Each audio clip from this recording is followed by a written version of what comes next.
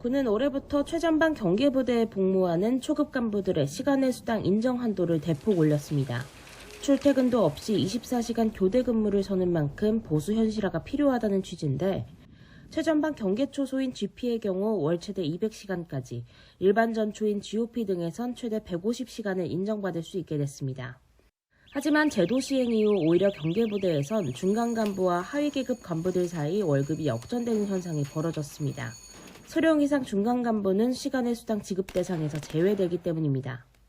소령부터는 고위공무원으로 취급돼 관련 법에 따라 시간의 수당 대신 관리 업무 수당을 받는다는 논리인데, 문제는 관리 업무 수당이 월급의 9%에 지나지 않는 탓에 시간의 근무가 많은 경계부대에선 역전 현상이 나타날 수밖에 없는 구조입니다. 실제 5호봉을 받는 7년차 대위와 7호봉을 받는 12년차 소령을 비교해 볼 때 기본급만 따지면 소령이 100만 원 정도 더 높지만, 시간의 수당을 한도 끝까지 받을 경우 대위가 50만 원 넘게 더 많이 받게 되는 겁니다. 심지어 10년차 상사보다 뒤처진다는 계산도 나옵니다. 군내에선 자칫 사기 저하로 이어질 수 있다는 우려가 나옵니다.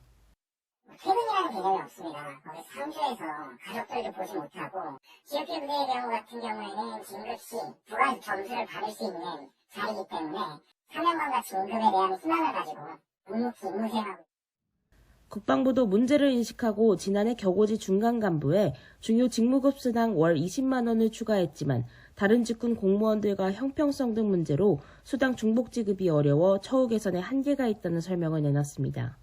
하지만 육군뿐 아니라 같은 기준을 적용받는 수상함이나 잠수함, 전투기 조종사처럼 민간 이탈이 심한 부대에서도 나타나는 현상이라 심각성이 더 크다는 지적도 나옵니다. 핵심 임무를 수행하는 소령 계급이 하위 계급 간부들보다 적은 급여를 받는다 하는 것은 근무 의욕 저하로 이어질 가능성이 굉장히 크다고 봅니다. 추가 수당을 신설하는 등 실효성 있는 대책을 시급히 강구해야 된다고 생각됩니다. 국방부는 수당 확대 등 중간 간부 처우 현실화를 위해 계속 노력하겠다는 입장을 밝혔지만, 군내 중간 간부 이탈률이 가속화되는 만큼 대책 마련이 시급해 보입니다. YTN 박정현입니다.